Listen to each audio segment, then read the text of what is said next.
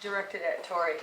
You know, the equine policy that I talked about, I was wanting service. Oh, I'm sorry, son. You're good, go ahead. I was wanting service, but suppose you got a client that had been around the circle with, and it was American Reliable Equine. You had been around the circle with them, and they're pissed off, and they're like, finally get to you, and it's me, and you know, I just want to know, is my $300 freaking policy paid? How do you handle me? I'm pissed off, and it could be that I was quoting with other companies, and I'm frustrated, and I get to you.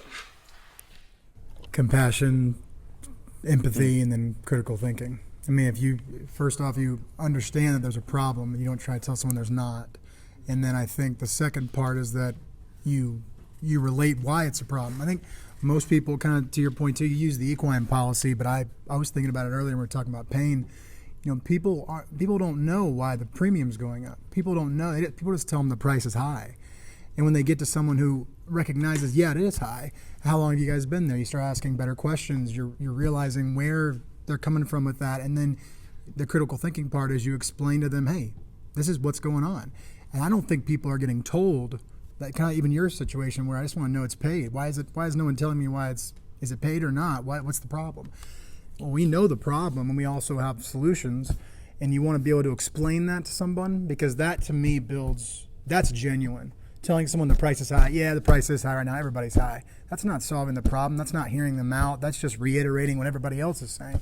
So to be different, you know, in that case, it would be a service call, to answer your point.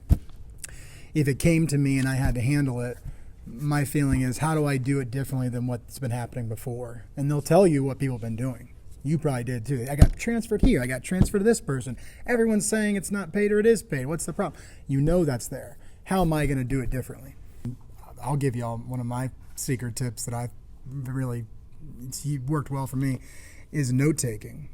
Every time I'm on a call with a client, I open up an Outlook memo and I start typing. So if someone tells me every question I ask, I write the answer down.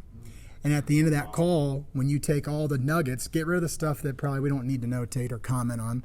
But if you leave comments, the resell, the value, they don't even know this, but how does that help the next person who sees that file? How does that help the next person who knows, hey, they're from Ontario, Canada, and they used to own a business and they retired, but the wife still works part-time at yada yada, and it's all boom right there. But if you do that, when I started doing that every single call, whether it be a service or whether it be a sale call, I saw a tremendous lift in not only clients that we sold to or wanted to buy from us, but also clients that had a great experience and enjoyed working with the next person, because you're not in the dark.